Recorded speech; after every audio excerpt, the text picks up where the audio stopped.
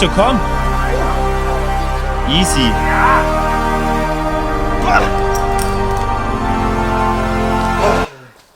Scheibe.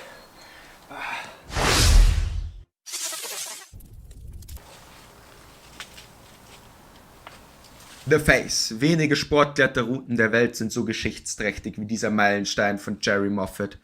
1983 durchbrach er mit der Route die Barriere des 10. Grades. Simon hat uns letztes Jahr bereits mehr über die Geschichte dazu erzählt. Heute möchten wir uns deshalb mehr auf die Kletterei selber und meinen Prozess in der Tour fokussieren. Nachdem ich einige Jahre einen Bogen um die Tour machte, beschloss ich mich dieses Jahr endlich dem Face zu stellen. Nach 3 Nachmittagssessions hatte ich eine gute Lösung für den unteren Teil gefunden und begann mit ersten Rotpunktversuchen. Die Route beginnt mit einem Piazriss, welcher immer wieder richtig hänkelig ist. Aber es ist trotzdem nicht trivial, die leichteste Lösung zu finden, um Energie für den folgenden Teil zu sparen.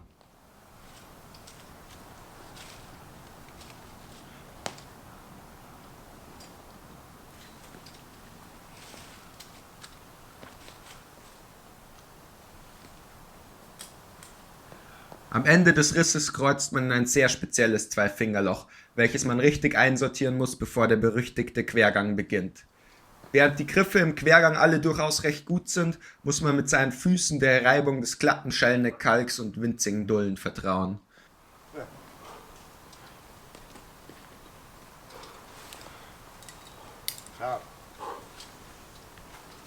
Am Ende des Quergangs werden die Tritte wieder besser und es gilt die beste von zahlreichen Möglichkeiten für den Untergriff Boulder in den Schüttler zu finden.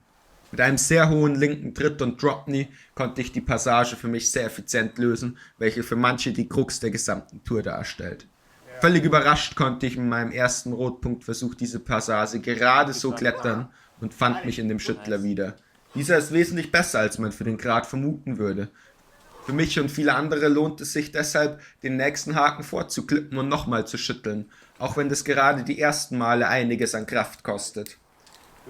Schön, Lando, super.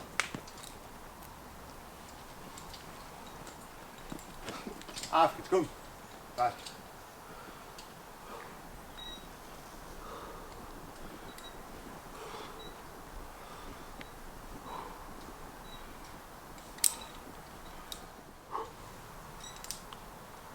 Nach dem Schüttler folgt der ikonische Kreuzzug an eine scharfe Dreifingerleiste, welcher wilder aussieht, als er letztendlich ist. Ali.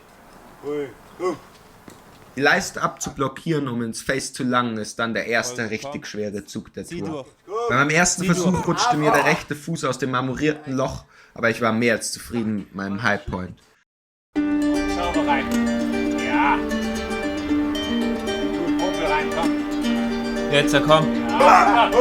Wenn man das Face mal geangelt hat, muss man auf Reibungen und kleinen Leisten stehen und die Finger lang zerren, um eine scharfe Seitleiste mit links zu erreichen. Die Züge erfordern höchste Präzision, um nicht astronomisch schwer zu werden. Dennoch kam ich mit jedem Versuch etwa einen halben Zug weiter. Der nächste könnte der eine sein.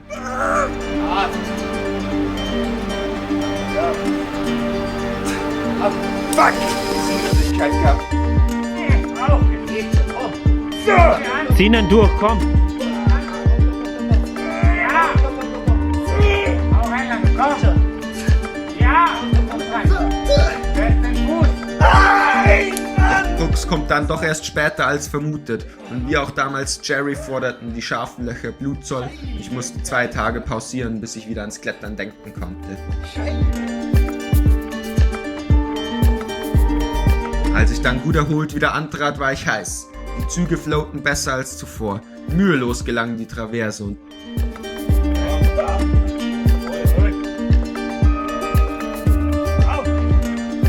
bereits im ersten Versuch des Tages hielt ich die scharfe Seitleiste, stellte den Fuß hoch in das scharfe Loch und die Hüfte blieb nah genug an der Wand. Ich setzte zum Schnapper an. Volltreffer. Der Druck in der oberen Platte war groß und an der letzten schweren Stelle bewahrheiteten sich meine schlimmsten Albträume.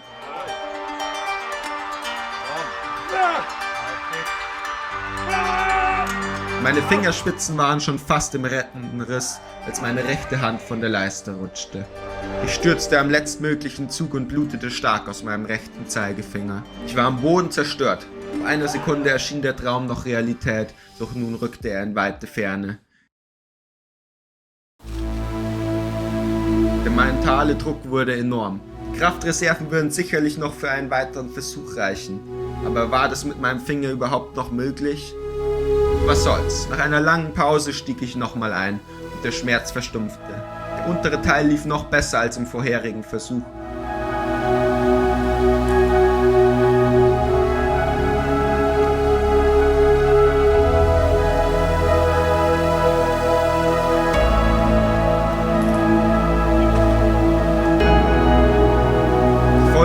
Züge, an welchen ich so oft gefallen bin, fühlten sich fast schon einfach an und auf einmal war ich wieder in der oberen Platte.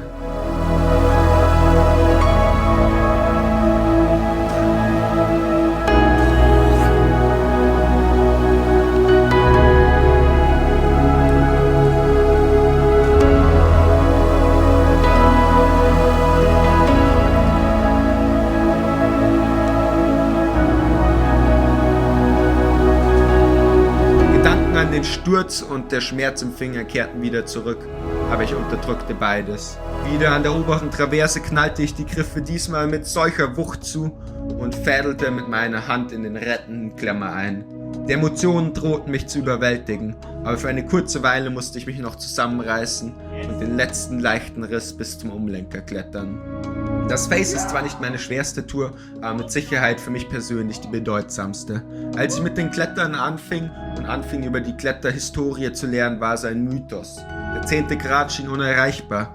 Was ich mir damals als Lebensziel setzte und nun mit gerade mal 20 erreichen konnte, lässt mich wundern, wo die Grenzen liegen und was für andere weit entfernte Träumereien noch Realität werden können. Ich möchte mich ganz herzlich beim Tobi bedanken, welcher trotz meiner anfänglichen Bedenken beschloss, die Tour nochmal zu dokumentieren. Und bei allen Leuten, die mich unterstützt und an mich geglaubt haben. Wer den ungeschnittenen Durchstieg sehen will, kann gerne auf meinem Kanal vorbeischauen. Ansonsten sehen wir uns nächste Woche wieder. Vergesst nicht, den Kanal zu abonnieren, um keine weiteren Folgen zu verpassen. Bis dann, ciao.